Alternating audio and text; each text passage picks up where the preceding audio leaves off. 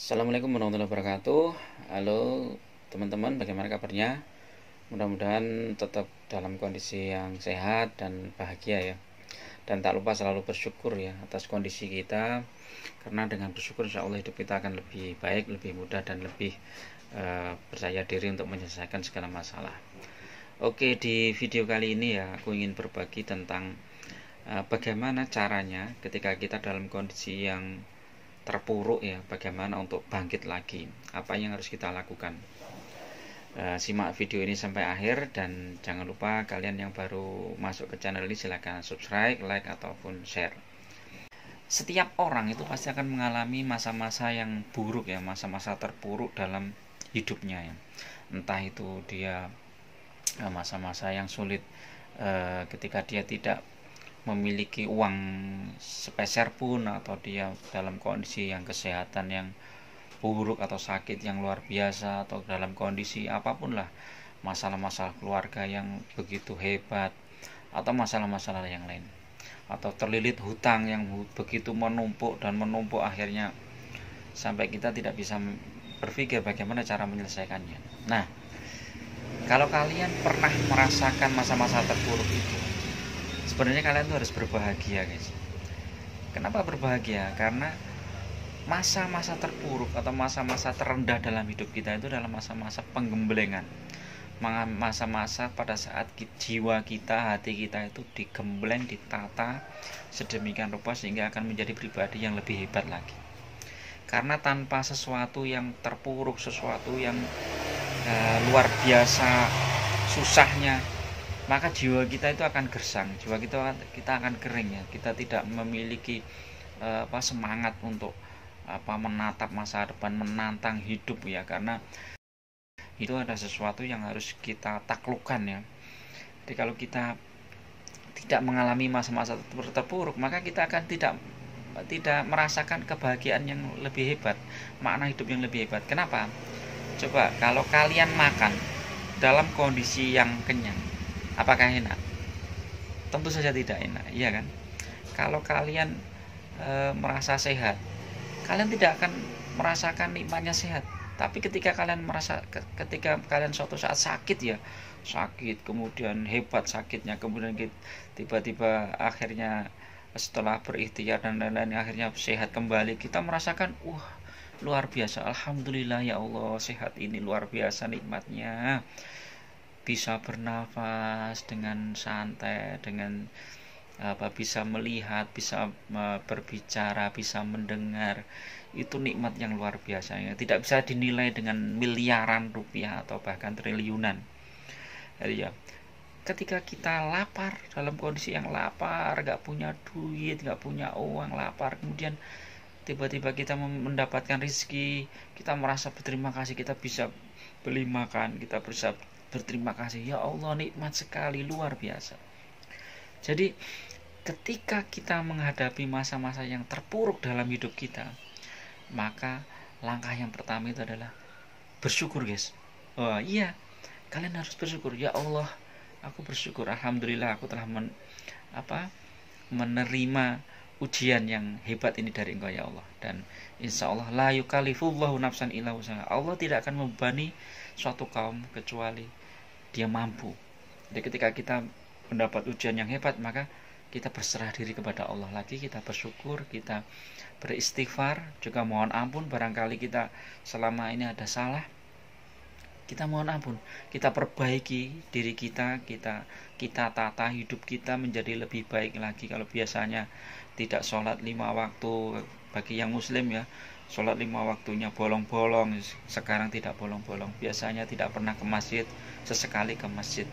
Biasanya tidak pernah sedekah, cobalah untuk sedekah. Biasanya tidak memperhatikan keluarga dekat, keluarga besar dan lain-lain, cobalah perhatikan keluarga.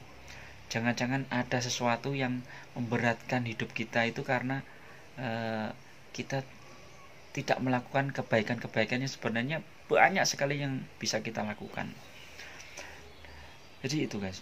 Jadi ketika kita terpuruk dalam kondisi sangat-sangat buruk ya, ya udah kita ikhlas, kita terima. Ya Allah, ini memang ujian dari Engkau ya Allah, aku akan memperbaiki diri itu. Kemudian setelah itu baru kita berpikir positif. Setelah berpikir positif itu bagaimana? Ya kita yakin bahwa masalah ini akan selesai dengan cara ikhtiar-ikhtiar yang kita lakukan, dan juga doa kepada Allah Subhanahu wa taala. Ketika kita ikhtiar dengan maksimal, terus kita menyelesaikannya dengan baik, maka insya Allah setahap demi setahap akan selesai. Sebagai contoh misalnya kalian punya hutang yang banyak luar biasa ya. Hutang ini nggak akan selesai kalau kalian tidak akan menyelesaikannya. Kemudian cara menyelesaikannya bagaimana? Dicatat tuh semua hutang semua dicatat, kemudian dimulai dari yang kamu bisa lunasi yang mana dulu. Oke, hutang yang kecil itu tak lunasi dulu, kamu lunasin dulu. Begitu kamu punya uang, kamu berdoa pada Allah, ya Allah belikan rezeki kepadaku, ya Allah aku mau melunasi hutang-hutangku.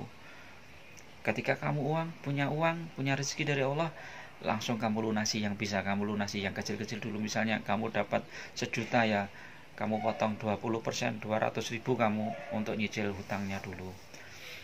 Jadi seperti itu. Nah, ketika masalah keluarga banyak sekali, ya udah kita berdoa pada Allah, bermunajat pada Allah, minta solusi. Kemudian kita perbaiki diri, kemudian kita mulai hal-hal yang kecil yang bisa kita selesaikan yang mana. Kita dulukan dulu yang kecil-kecil yang kita bisa selesaikan, yang mendesak kita selesaikan, harus kita selesaikan dulu. Tapi misalnya kita tidak bisa menyelesaikan semuanya, kita cicil dulu. Jadi itu. Jadi setiap orang pasti punya masalah. Ketika kita menyadari itu, maka kita akan menganggap, oh ya udah, ini masalah yang aku terima itu karena perbuatanku yang dulu. Sehingga untuk memperbaiki ini, maka aku harus memperbaiki perbuatanku, memperbaiki sikapku, memperbaiki pola pikirku, perasaanku, dan kebiasaan-kebiasaanku. Kalau biasanya ceroboh, malas, ya kita belajar disiplin, belajar bekerja rajin, belajar menghargai orang, belajar menjaga amanah. Itu yang harus kita pelajari. Nah, setelah kita berserah diri kepada Allah, maka akan berikhtiar, dan insya Allah jalan itu akan terbuka, guys. Terus kemudian bisa ditambahi lagi dengan bersedekah. Jadi ketika kita punya rezeki, punya uang, segera bersedekahlah. Bersedekah itu yang benar-benar ikhlas, tanpa berpikir ya. Punya uang 100.000, bersedekah 20.000, udah langsung gitu. Cepat sedekah, nggak usah mikir-mikir ini, mikir itu. Nah, sedekah yang cepat ini efeknya luar biasa, guys. Karena apa? Ya, orang bersedekah itu nggak usah mengharap nanti kembali lebih, nggak usah mengharap. Itu urusan Allah. Urusan kita adalah kita beribadah kepada Allah, bersedekah, berdoa, sholat, dan lain-lain, melaksanakan kewajiban kepada Allah, membaca Al-Quran dan lain-lain. Sedangkan Allah mau kasih kita rezeki baik di dunia maupun di akhirat, itu urusan Allah. Kita gak usah mengharap, wah sedekah 110 nanti dapat 1 juta. Gak usah seperti itu. Itu namanya kamu malah mengatur Allah. Jadi lebih baik kita bersedekah secara spontan. Dan aku pernah, mungkin pernah ya di video mana ya, aku pernah bikin cerita ketika aku waktu itu lama ya, aku nggak punya anak lama, itu sekitar barangkali 5 tahunan lah setelah nikah. Nah, itu hampir setiap tahun tuh dibully kalau ketemu keluarga kan, wah belum punya anak gini-gini dan lain-lain. Nah, waktu itu ya kita berikhtiar dan lain-lain, salah satunya adalah sedekah. Jadi ketika aku misalnya ketemu orang yang kira-kira pantas dikasih sedekah, ya tak kasih gitu aja. Walaupun orang itu nggak kenal, udah dikasih gitu aja. Setiap hari, jadi usahakan setiap hari kita itu sedekah. Baik sedekah misalnya di masjid lah, di ketemu orang lah, dan lain-lain. Yang penting spontan dan ikhlas. Nah, ini kuncinya itu di ikhlas itu, guys. Jadi memang ikhlas itu luar biasa. Makanya belajar ikhlas itu kalau bisa ya seumur hidup kita belajar ikhlas. Belajar mengendalikan diri, mengendalikan pikiran, mengendalikan hati. Kemudian kita sumeleh dalam istilah Jawa itu, atau ikhlas. Maka hidup kita akan lebih baik lagi. Jadi setelah kemudian dilambiri dengan sedekah, kita disiplin, guys. Disiplin buat langkah-langkah yang disiplin. Misalnya kalau kalian punya hutang yang banyak, ya udah disiplin, mulai dicicil. Kalau kalian disiplin, seberapa besar hutangmu itu akan selesai. Kalau kalian disiplin, seberapa besar masalahmu, kalian itu akan selesai. Masalah apa? Misalnya kamu nggak punya kerjaan, kamu baru merintis usaha, ya disiplin, kuncinya disiplin. Jadi disiplin, tepat waktu, itu akan membuat jiwa kita, kebiasaan hidup kita kan menjadi lebih baik. Dan ketika kebiasaan hidup kita akan lebih baik, maka rezeki akan terbuka dengan lebih lebar dan lebih bagus lagi. Oke, itu dulu yang bisa aku share di pagi ini. Mudah-mudahan bermanfaat bagi kalian yang merasa punya masalah, pengen masalah selesai dan lain-lain. Silahkan komen di bawah ini dan diaminkan oleh banyak orang. Mudah-mudahan semua masalah yang kalian alami itu akan selesai dengan sebaik-baiknya, dan Allah memberikan rezeki kita yang lebih banyak dan lebih barokah dari jalan yang tidak terkira, dan rezeki yang halal tentu saja, jangan yang haram. Lebih baik tinggalkan yang haram, terus pilih yang benar-benar halal. Oke, itu dulu, mudah-mudahan bermanfaat. Assalamualaikum warahmatullahi wabarakatuh. Tetap semangat dan salam bahagia.